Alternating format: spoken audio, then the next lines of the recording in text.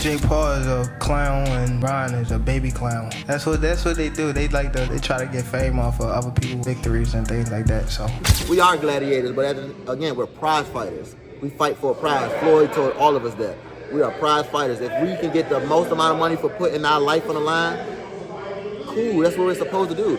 That's how they feel. So actually, me saying this is actually saying, Jake, I respect you as a boxer, but you shouldn't be doing this, is what I'm saying. Okay. Ryan Garcia, a man who knows Gervonta Davis's power firsthand, is leaving no doubt about his controversial stance. He's been vocal and direct with a shocking prediction for the Jake Paul versus Gervonta Davis showdown, and it's not what anyone expected. He's analyzing this matchup from a unique perspective, considering factors that most experts are completely ignoring. This isn't just a simple pick, it's a detailed breakdown that challenges everything we think we know about this mega fight. And Garcia is ready to reveal who he believes will get their hand raised and why. I've heard you say that you don't like to bring your family to fights that you feel like are going to be a war. Do you feel like this is a fight that you'll bring your family to? nah, I don't think so. Nah, I won't bring them there. Why? Do you feel like it's going to be a war? I think it's more so lead the kids and the woman home. Yeah. For sure. And let the men handle business? Yeah. Even my mom's, you gotta stay home. Really? But my mom is she's tough. But nah. See, mom's being at the fight is a mainstay. You know what I mean? Like, we've seen her at the fights, we've seen her talking to you, and you're like, Mom, what's up? You know, and then get back. But even this one, nah. No mom dues. Nah, it can get ugly. This is strictly business. On both sides. This is a 50-50 fight. The matchup itself sounds like a misprint. On one side, you have Jake Paul, standing over 6 feet tall and last weighing in at nearly 200 pounds for his cruiserweight bouts. On the other side stands Gervonta Davis, a powerhouse who measures in at 5 feet 4 inches and is the champion at 135 pounds. The physical disparity is staggering. An 8-inch height difference and a colossal weight gap that could exceed 65 pounds on fight night. In a sport that is meticulously divided by weight classes to ensure fair competition and fighter safety, this matchup throws the entire rulebook out the window. It's a classic David versus Goliath scenario, but one that many insiders believe is so lopsided that it borders on the absurd. And this glaring, almost unbelievable difference in size is precisely where the controversy begins. Well, we got to play devil's advocate because people were saying, well, Ryan, you called out Jake Paul before too, so how would you say that? What do you have to say to the people that were saying that to you? Well, I'm way bigger than Gervonta Davis. Gervonta Davis is 5'4", and his last fight was at 133. My last fight was 147, and I walk around 170. So, I mean, 170 to 190, whatever, you know, however big is not too much difference. But you got Gervonta Davis, he's actually really small. Like, when I fought him, like, he's small. Yeah. So I just think it's a very unfair fight. Nobody was complaining when Jake Paul was fighting Julio Cesar Chavez. Right. Nobody was complaining when he was fighting Anthony Joshua. And I still think Jake Paul's a cool dude.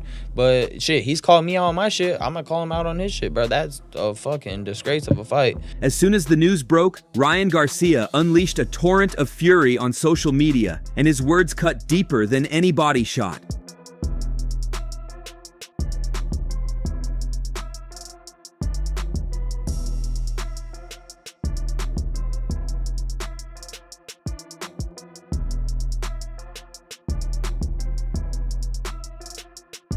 He didn't just criticize the fight, he condemned it with a statement that went instantly viral.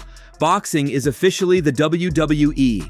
What do you think of Jake Paul, Gervonta Davis? I know on Instagram you call it a circus. Yeah, boxing is slowly turning into the WWE. That's what I think. Does Tank Davis have a chance? Yes, but yeah? I don't even want to talk about it. Don't ask me questions like that again. Favi J with Sportbox TV official. What do you think about that Tank versus Tank versus Jake Paul? What do you think about it? Tank about to knock that nigga out. What's your some real shit, man? Tank, he got over 300 fights under the belt. He going to the movies like Michael Phelps. There we go, Favi. No, that's right. Hey. Nobody can't beat Tank. With that single sentence, Garcia framed the bout not as a legitimate contest of skill, but as a piece of scripted sports entertainment. He argued that the integrity of boxing, a sport built on the grit and sacrifice of warriors, was being ruined with each passing day. I mean, well, do you respect what Jake is doing? Like, because overall, like you said, he's strategically picking fights that it's like, I feel like I could win or look good so I could get the money. And he's not a traditional boxer, right? He don't have a boxing background. But how long are we gonna give him passes for that? Pass. Like, bro, you keep on saying you're a boxer though, but you keep doing these moves that are not boxing. Like, you know what I mean? It's like you're fighting anybody ranked or even trying to get to a position. Yeah, you're doing these big fights, but you're not. This is not necessarily boxing. Yeah. This is entertainment. For Garcia, this wasn't just another celebrity boxing match. It was the ultimate betrayal of the sport he has dedicated his life to, a sign that spectacle has finally triumphed over substance. I want Tank. I'm destroying. I'm taking him out like Muhammad Ali took out Sonny Liston. Done. You're done. You had a good run. This is my moment. And guess what? They don't think I'm gonna last. I see I'm the underdog. It's the oldest tale of time. Don't judge a book by its cover. Never. They don't think I have. This is my moment. Never. I promise you. If you look at him in his eyes, I'm gonna be prepared for this moment. I've been calling for this moment. I've been asking for this moment since I can't even think about how long. I know I'm destined for this. I'm screaming out your name. I'm screaming out everybody's name. I told you, Tyson. Told you, Denzel. I told you, everybody. Yeah. Just wait. I'm just focused right now. I just know 10 more punches, 10 more rounds. Everything I'm thinking, I'm just drilling it to a place I've never been before. And I'm there. I just know that it's coming, this moment. Man, I'm getting hot, man.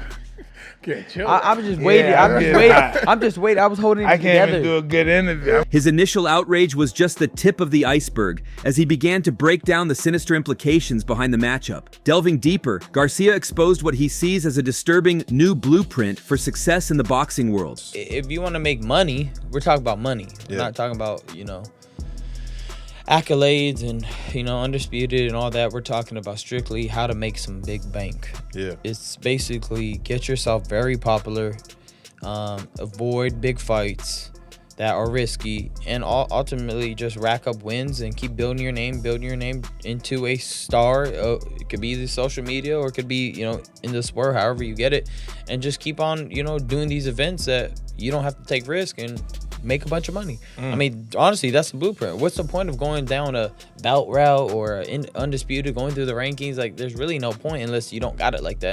He claimed that the path to stardom is no longer about climbing the ranks and facing the toughest challenges. Instead, he argued, the new formula is to first get popular, then become a decent fighter. He painted a picture of a sport where social media influence now outweighs championship pedigree. What's your biggest paid fight? I got paid over $30 million for Tank fight. Yeah, this is the pay-per-view numbers. They were crazy, 1.2 million sold. Y'all get it all at one time, right? Nah, it's like broken up because like the pay-per-view sales, like they gotta come in. 12 million check here, 10 million check later, 5. The numbers gotta come in. So people that want to be in your shoes for the money, for the women, for the fame, how fulfilling is that to you when you get it? It's like anything in life, short dopamine doesn't last. The story of Solomon, he had all the women, he had everything, the riches, and at the end he said, this is all vanity. And honestly, that's what it is. It doesn't fulfill you in any real way. It's actually gonna leave you empty. You're gonna be by yourself and searching for, what really mattered in life. According to Garcia, this new blueprint encourages fighters to pick fights to win that give you an advantage and continue to rake in money.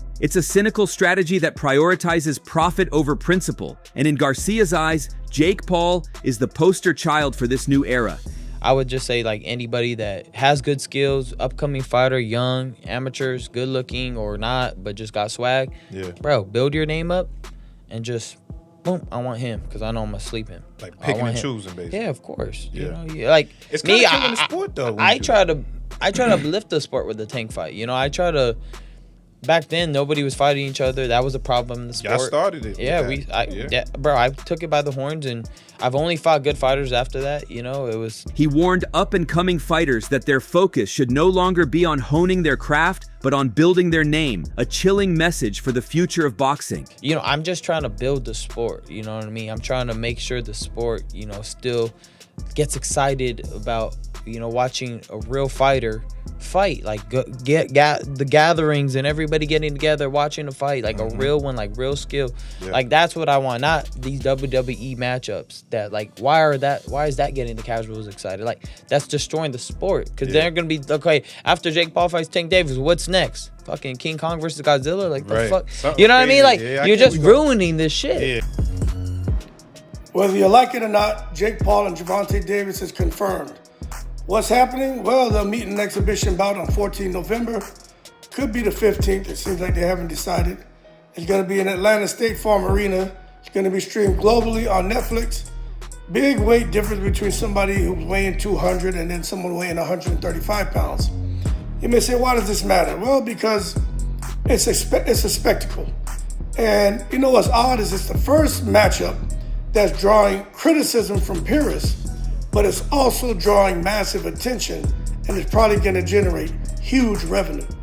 But that wasn't the whole story. Perhaps Garcia's most damning accusation was that this entire event is a calculated move designed to trick the public. He pointed out that casual fans, the ones who drive the massive pay-per-view numbers, don't truly understand the physics of a 65-pound weight difference. They just see two huge names, Jake Paul and Gervonta Davis. Garcia explained that if Tank, the much smaller man, doesn't completely annihilate Jake Paul, the public perception will be skewed. They might start to believe that Jake Paul is a legitimate pound-for-pound caliber fighter, capable of hanging with the best in the world. Garcia sees this as a dangerous deception, a way for Paul to gain unearned credibility by exploiting a physical mismatch. In his words, if Gervonta were Jake Paul's size, we wouldn't even be having this conversation because the skill gap would be undeniable. Jake Paul versus Tank, right? Oh, yeah. Like, everyone's talking about it. It's a whole thing. A lot of people liked it, didn't like it.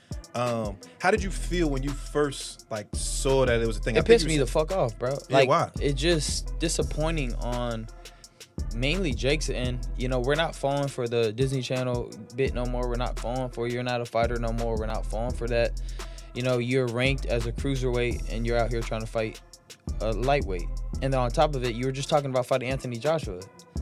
That doesn't make no sense. And, you know, I just felt like it was a disgrace to boxing and kind of it was not a good move by Jake Paul. You know, I understand people saying, you know, Gervonta got to go get his money, you know, blah, blah, blah. But, like, we're not talking about that shit. We're talking about the sport, bro. We're not talking about, oh, you got to get that money, bro. Yeah, but everybody's open to criticism. That's the whole point of this media shit. Right. That's why they talk about basketball players. They don't talk about, well, LeBron's making too much. Like, nobody cares, bro. If LeBron's missing the shot, he's missing the fucking shot.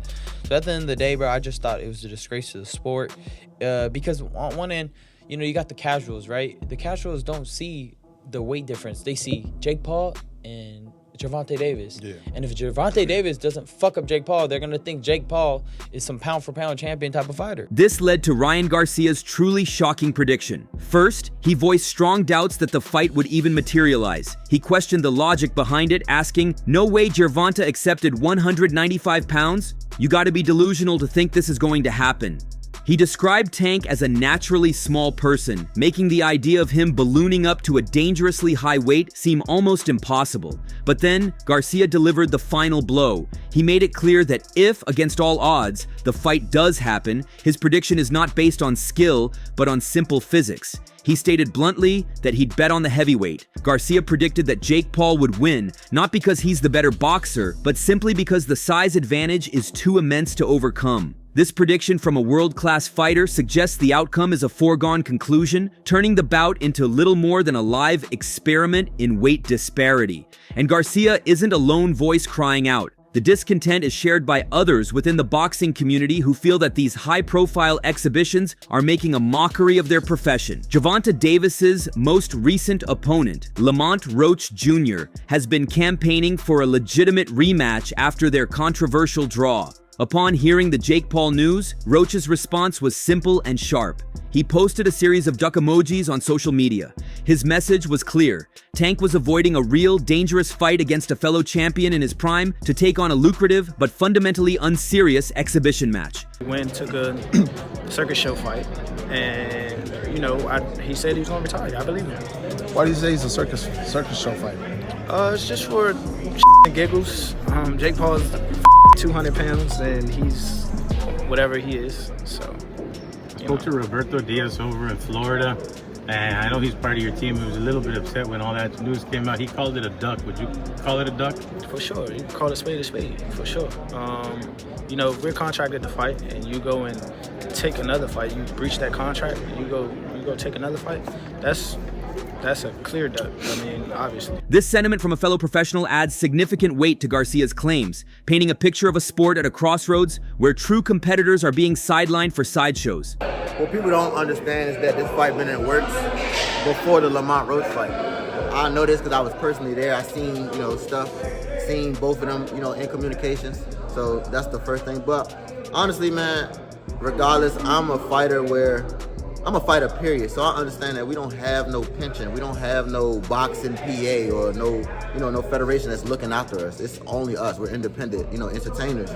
And, when a fighter chooses to go for the money, if they reportedly is 100 million, if it's not 100, if it's 50, whatever, you know what I'm saying? I feel like regardless, he's at the point of his career where he's talking about retirement and things like that. So if he's going for the money to go, okay, cool. If he was going to get, I don't know the numbers, but if he was going to get, say, 25 to 30 million to fight Lamont, but now he's getting 55 to 60 or 100 million to fight Jake Paul, like, math is math, man. Like, I would do the same thing. Like, math is math. It's still, it's like ABC 1, 2, 3, man. Like, in the end, the announcement of Jake Paul versus Gervonta Davis has become more than just a fight. It's a battle for the soul of boxing itself. Ryan Garcia has drawn a line in the sand, exposing the matchup as a calculated spectacle designed to deceive fans and undermine the sport's integrity. He's presented a grim reality where popularity trumps skill and where a fighter's legacy can be artificially inflated through carefully selected,